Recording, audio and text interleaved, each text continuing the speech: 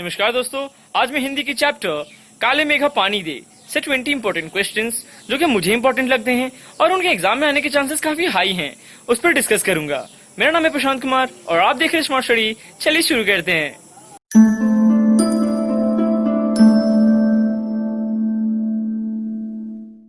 मैंने इन क्वेश्चंस को 4 पार्ट में डिवाइड किया है। पहले 1 मार्क्स के क्वेश्चंस हैं, फिर 2 मार्क्स के, फिर 3 मार्क्स के एंड फाइनली 5 मार्क्स के क्वेश्चन।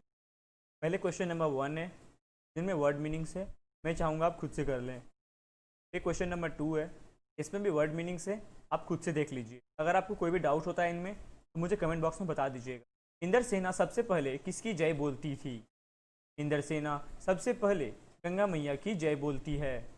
बच्चे मेघ से पानी के साथ क्या मांगते हैं? बच्चे बादलों से पानी के साथ साथ गुड़धानी मांगते हैं। इंद्रसेना के बच्चे किस उम्र के थे? इंद्रसेना में 10-12 वर्ष से लेकर 16-18 वर्ष के लड़के थे। लोग लड़कों की टोली को क्या कहते थे तथा लड़के अपनी टोली को किस नाम से बुलाते थे? लोग लड़कों की टोली को मेढक मंडली कहकर बुलाते थे तथा लड़के अपनी टोली को इंद्रसेना कहते थे। बच्चे एक जगह इकट्ठे क्यों हुए थे? बच्चे भगवान इंद्र से वर्षा करने के लिए इकट्ठे होते थे और विनती करते थे। गुड़धानी क्या है तथा पाठ में इसका क्या अर्थ बताया गया है? गुड़धानी एक खाद्य पदार्थ है जो गुड़ और अन्ना के मिश्रण से बनाया जाता है। पाठ में गुड़धानी का मतलब गन्ना और अनाज है। इंद्रसेना कैसे कपड़े पहनती थी और क्या करती थी?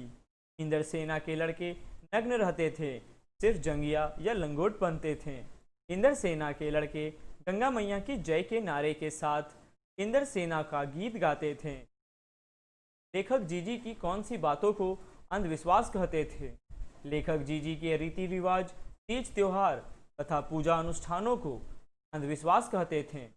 इंद्रसेना किस उद्देश्य से निकलती थी? आषाढ़ का मतलब मंथ ऑफ जून, पखवाड़े का मतलब 14 डेज। आषाढ़ के पहले पखवाड़े में गर्मी भयावह हो जाती थी, कुएं सूखने लगते थे, नल में पानी बहुत कम आता था और आसमान में कहीं बादल दिखाई नहीं देता था। जब बारिश के आसार नहीं दिखते और पूजा पाठ से भी कोई फर्क नहीं पड़ता, तब ऐसे में इंद्रसेना गांव के लोगों का आखिरी उपाय था। इंद्रसेना वर्षा के स्वामी इंद्र से बारिश कराने की पुकार करते हैं। वे मेघों से पीने के लिए पानी और खेती के लिए पानी की मांग करते हैं। लेखक इंद्रसेना को क्यों नापसंद करते थे? लेखक आर्य समाजी संस्कार के थे। पानी की किल्लत होने के बावजूद जब वो गांव के लोगों को इंद्रसेना पर पानी बर्बाद करते देखते थे तो उन्हें बहुत बुरा लगता था। उन्हें यह सब पाखंड और अंधविश्वास लगता था। उनके अंदर समाज सुधार का जोश था, इसलिए वो इंद्रसेना को पसंद नहीं करते थे। इंद्रसेना कौन सी गीत गाती थी? इंद्रसेना निम्नलिखित गीत गाती थी। काले मेघा पानी दे, गगरी फूटी बैल प्यासा, पानी दे गुड़धानी दे, काले मेघा पानी दे। घरों द्वारा इंद्रसेना पर पानी फेंकने पर लेखक के मन में क्या विचार आता था? इंद्रसेना पर घरों से बाल्टी में पानी भर भर कर फेंका जाता था। यह सब देखकर लेखक के मन में विचार आता था, जब हर तरफ सूखा पड़ा है तो ये लोग पानी बर्बाद क्यों कर रहे हैं? जीजी के अनुसार त्याग क्या होता है? जी के अनुसार अगर किसी के पास लाखों करोड़ों रुपए हो और वो 2-4 रुपए दान करे तो वह दान नहीं है। दान तो वह है जो सामान तुम्हारे पास कम हो और उस चीज़ की तुम्हें ज़रूरत हो, उसके बाद भी अपनी ज़रूरत को पीछे रखकर दूसरे के कल्याण के लिए वह चीज़ उसे दे दे तो वह त्याग होता है, तो वह दान होता है। ये 5 मार्क्स से क्वेश्चन स्टार्ट होते हैं। मैं चाहूँगा आप इन पर विशेष ध्यान दें। जीजी लेखक से कौन कौन से काम कराती थी और क्यों?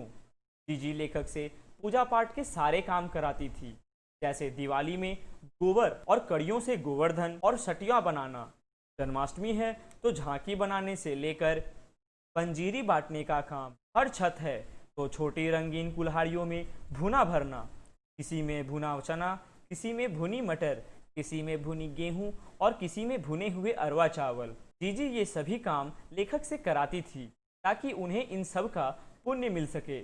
आषाढ़ का एक पखवार बीत जाने के बाद भी गांव की क्या हालत थी? आषाढ़ का एक पखवार बीत जाने के बाद भी आसमान में बादल नहीं दिखाई दिए थे, कुएं सूख गए थे तथा नालों से बहुत कम पानी आने लगा था। जो पानी आता था वह भी रात के समय बहुत गर्म आता था, जैसे उबलता पानी हो। गांव में जुताई नहीं हो पा रही थी, खेतों की मिट्टी सूखकर पत्थर हो गई थी, मिट्टी के ऊपर पपड़ी जम जाती के बाद धरती फटने लगी थी।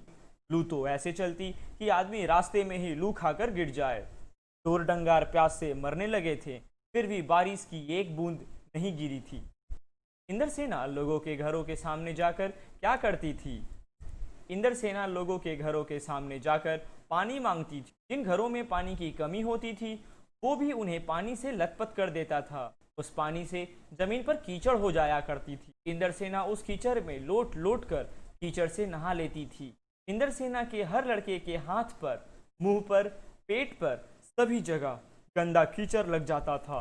लड़के गंदा कीचड़ शरीर पर मल मल कर नारा लगाते, बोलो गंगा मैया की जय।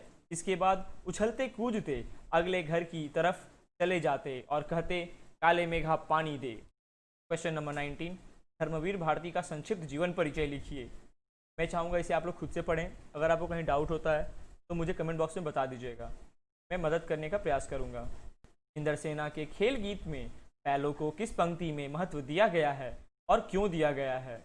इंद्रसेना के खेल गीत में गगरी फूटी बैल प्यासा पंक्ति में बैलों को महत्व दिया गया है। बैलों को महत्व इसलिए दिया गया है क्योंकि बैल हमारी कृषि संस्कृति का अविभाजित हिस्सा है। बैल भारतीय कृषि प्रणाली और संस्कृति की रीढ़ है। खेतों की जुताई करके बैल उपज को फलदायी बनाता है।